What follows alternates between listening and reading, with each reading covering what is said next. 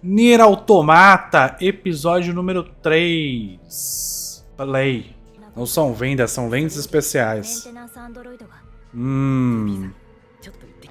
Pô, só aqui já tem uma parada, né? Esse pessoal tem opinião e desejo. E as pessoas que fazem parte desse pessoal aqui, que é os androides antigos, né? Eles consideram a opinião e os desejos dos outros. Então eles deixaram, apesar de não ser muito efetivo, as duas de manutenção na frente, porque elas quiseram. Isso seria uma coisa completamente inacessível de pensar para nossa querida 2B e nosso 9S. Por quê? Porque eles pensam única e exclusivamente da maneira estratégica. Eles não têm nem autorização para ter sentimentos. Diferente desses aqui. Esses aqui têm sentimentos. Essa mina tá sempre puta. Ela tá com muito sentimento aqui. Tá. Isso aqui não dá uma ideia de que... Esse bichão aqui não dá uma ideia de que, tipo, passou muito tempo e que aquele bichão ali que foi derrotado por ela no primeiro episódio é esse mesmo bichão? Não dá uma ideia, mais ou menos assim? Porque assim, eu sempre... aquele negócio, né? A arma de Chekhov. Se tá na tela porque tem algum motivo. Por que queria falar do bagulho Golias, mostrar o negócio que mostrou no primeiro episódio e não ter nenhuma relação? Então dá a entender. Isso que hoje tá enferrujado foi combatido pela 2B, pelo 9S há um tempão atrás, e a gente meio que teve um time skip. Mas enfim, vamos ver. E outra coisa que me faz pensar agora é, quanto tempo passou para aquele robozinho aprender tudo? No segundo episódio, né? Porque deve ter passado um tempo pra caralho. Entre ele sair do vermelho pro verde e ter aquela questão das flores e o caralho 4. Deve ter passado um tempo pra caralho. E outra coisa, né? A venda dos olhos, ela é uma lente. Claro que não, né?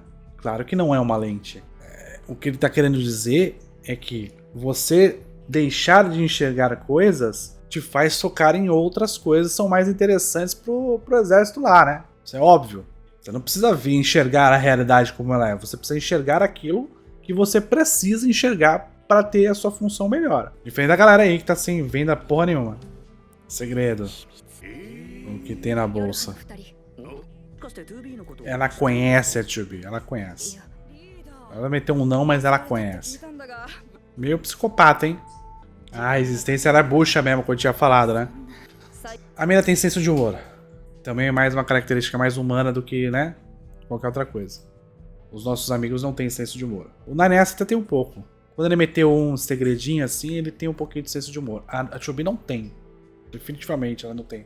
Olha o bicho aí, O Alce sempre presente. Não tinha visto, mas agora eu vi. Cara, Jackass é um nome muito específico, né? Específico até demais, né? Porque Jackass é meio tipo cuzão, tipo meio... Abriu o selo. Na base da explosão. Deixou o bom pra trás. Não viemos pra ajudar. Viemos pra cumprir a missão. Pouco sugestivo, né? Pouco sugestivo. Robôs vestidos claramente uma referência a povos africanos? Indígenas, aborígenes? Podemos dizer assim? Uma mistura de tudo, talvez? Reagindo com a palavra medo? Tribal. Obrigado, Ricky. Reborn. Bem tribal.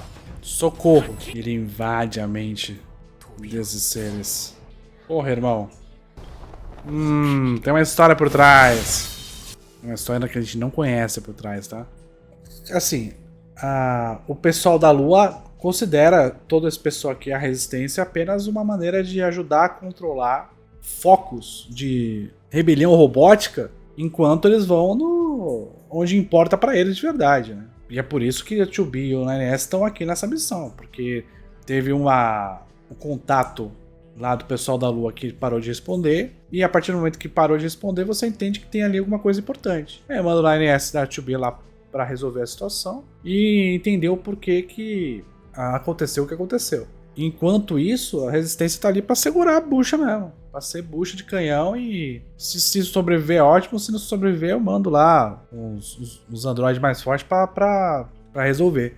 Mas é uma ajuda, na verdade é uma redução de custo. A resistência é como se fosse uma redução de custo. Eles vão estar ali resistindo e utilizando recursos que estão disponíveis, que aí dessa maneira o pessoal da Lua não precisa gastar. Só vai gastar quando realmente precisar gastar. Mas ainda lembrando que o vermelho significa mais instinto, então ela tá fugindo por instinto. E o medo faz lutar também, então tava lutando por instinto, né? Interferência, por isso que perdeu contato com o outro.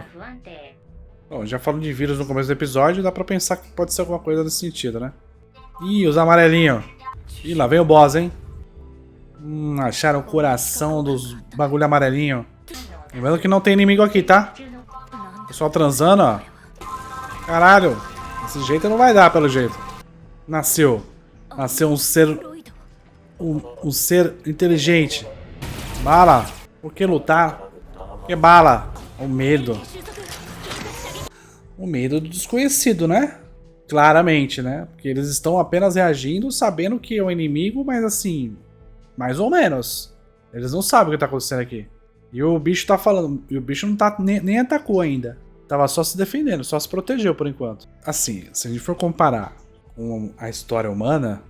tivemos vários massacres por causa disso, né? Por desconhecer completamente a cultura e aí temer isso e falar, melhor acabar com essa porra. Ih, matou. Sangue, tá? Ih, vai se curar. Agora tá puto, óbvio. Agora vai reagir. Brabo, foda. Rapaz, e ele tá com o olho vermelho, o bicho, o ser humano que nasceu ali, né? Tá só reagindo, né? Por enquanto. Fantoches. Ah, é. Bem observado, Rickborn. Aquilo foi uma clara referência a Adão e Eva. Saiu, um nasceu da costela do outro. Clara referência. Mas, porra, muita referência a Adão e Eva ali. Tá. Esse EP, ele trouxe muitos elementos pra gente suspeitar cada vez mais do pessoal da Lua, né? Então, acho que no primeiro episódio já tinha falado um pouco sobre isso. Que era muito estranho, né? A gente ter a humanidade toda indo pra Lua. Eu acho que não foi a humanidade toda pra Lua, foi uma galerinha bem pequenininha que foi pra Lua. Aí beleza. Aí a gente tá lutando contra seres que a gente não conhece, não sabe a motivação, a gente não faz a menor ideia do que eles são ou de onde eles vieram. Estou falando do exército, né? Nossos exércitos estão lutando constantemente contra esses seres que eles não conhecem, certo? E cada vez mais os episódios vão questionando isso. Então no episódio passado mostrou que é possível os robôs terem algum tipo de humanidade, terem algum tipo de sentimento próximo, do cuidado ao próximo a partir do momento que eles têm conhecimento. Então isso foi introduzido no episódio passado. Nesse episódio, a galera da rebelião não, né? Da resistência e a galera, no caso a 2B e o 9S, eles não têm acesso a isso, eles não têm essas informações que a gente teve no episódio passado. Eles não fazem a menor ideia. Eles são fruto das informações que passaram para eles e das experiências que eles têm. Então a partir do momento que tem alguém me atacando, no caso os robôs, eles não aparentam ter nenhum tipo de raciocínio, porque eles são robôs, eu reajo, né? Então a resistência está reagindo a partir disso. Então não tenho por que perguntar para quem está me atacando. E aí, nesse episódio acontece a mesma coisa do ponto de vista contrário. Os bichinhos estão ali de boa, o 9S e a 2B começam a atacar loucamente, eles estão ali no território deles, aparece um ser estranho e começa a atacá-los.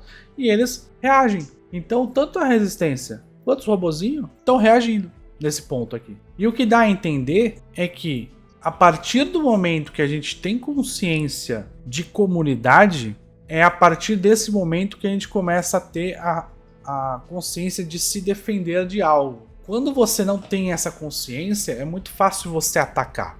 Quando você ataca e você não tem essa consciência de comunidade, de que você pode perder alguma pessoa valorosa com relação a você é muito mais fácil de atacar, porque você não tem nada a perder. A sua vida não vale, você não tem o racional de que a sua vida vale alguma coisa. Então é fácil atacar. Quando você tem esse racional de que a sua vida vale alguma coisa, a tomada de decisão para atacar já começa a complicar. E aí você começa a defender. Então a resistência é isso. E os robozinhos aqui, esse ser aparentemente foi isso também, entendeu? Ele perde algo importante para ele, e aí a partir desse momento ele começa a se defender. E isso fica nesse ambiente dúbio de quem tá atacando e quem tá defendendo. Mas na verdade a parada é que nenhum dos dois sabe nada sobre o outro. E aí, como disse o Arthur no chat agora, surge o dilema. Por que tá se atacando? E o ser que nasceu ali dos robôs, ele pergunta: por que bala? Por que tá me atacando? Por quê? Tem esse momento aqui, né? Por que lutar, bala? Ele pergunta.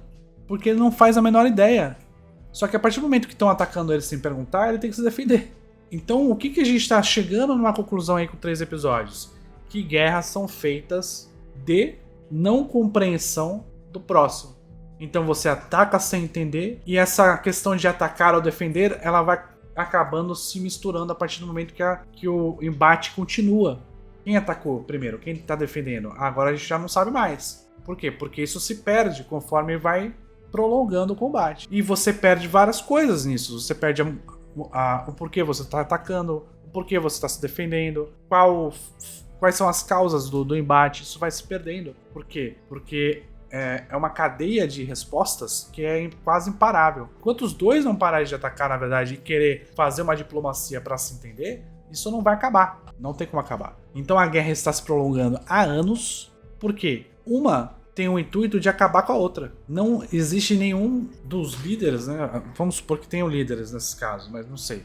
Mas não existe nenhum intuito dos líderes em querer compreender, entender ou dialogar. Não existe isso. Não existe diálogo. É apenas elimina porque faz mal pra mim. Assim, o que nasceu começou a atacar? Não é que começou a atacar. Ele reagiu. A partir do momento que se defender e evitar não era mais uma resposta. Entendeu? Não era mais uma resposta. A resposta de não atacar e ficar na sua e perguntar e ter uma certa diplomacia, digamos assim, por que lutar bala? Por que você tá me dando bala? Não sei. Você não quer parar pra pensar nisso? A partir do momento que isso foi eliminado, você não tem outra resposta a não ser a reação. Na mesma proporção ou maior. Então é isso que ele tá falando aqui. Principalmente porque você quer garantir a sua sobrevivência, né? Então você tem que lutar pela sua sobrevivência se alguém tá te dando bala. E aí funciona um pouco como o Fushi de Fumetsu, né? Porque ele aprende com as experiências dele. Uma das ideias também do episódio passado para esse foi essa daqui, né? Os robozinhos aprenderam com conhecimento, com história, com leitura, certo? Lembre-se disso. E os humanos da resistência eles aprenderam com a experiência. Eles não têm acesso às informações do passado. Tanto que a outra tá procurando dados pra caralho até hoje. Os androides, né, da resistência. Eles estão com a experiência de batalha, com a experiência de guerra, com a experiência de comunidade. Eles têm essa experiência. Uma delas tá procurando dados até agora, como eu falei, certo? Agora, esse ser que nasceu desses robôs que, né, aprenderam através de dados, de informações, este ser, ele tá tendo a experiência.